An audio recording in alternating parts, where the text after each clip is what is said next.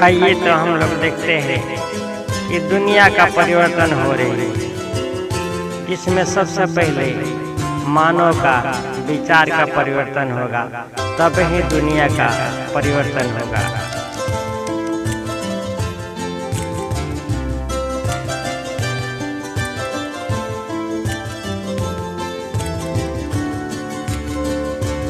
दुनिया बदल रहल बा, कल पहचान की याद रखा भाई सब हो।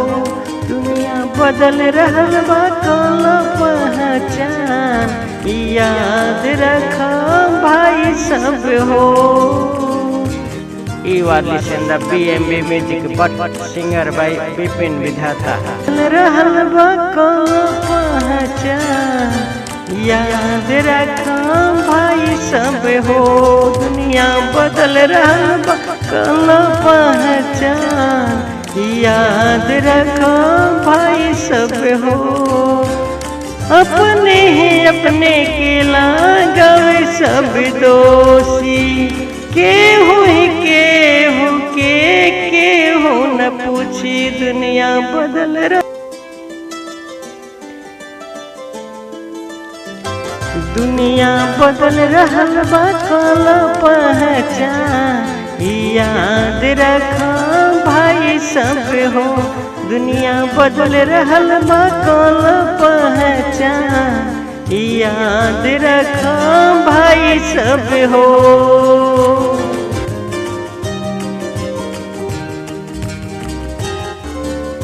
You are listening to BMB Music, but singer by Bipin Vidhata।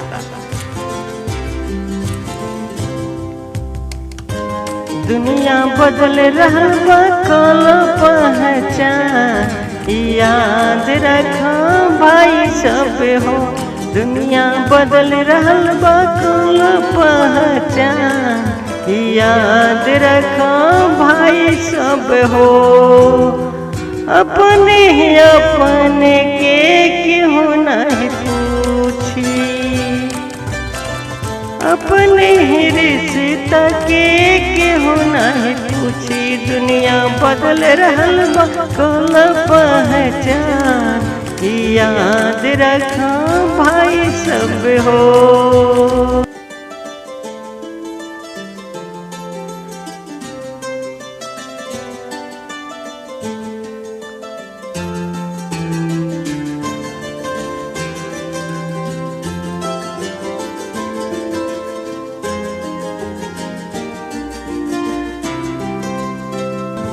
दुनिया बदल रहल बा, कल पहचान की याद रखा भाई सब हो। दुनिया बदल रहल बा, कल पहचान की याद रखा भाई सब हो। You are listening to BMB Music, but singer by Bipin Vidhata।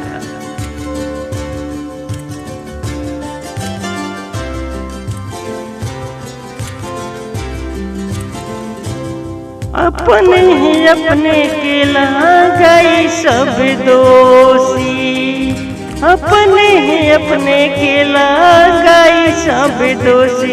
एक दिन ऐसा आया कि दिन केहू ना पूछी।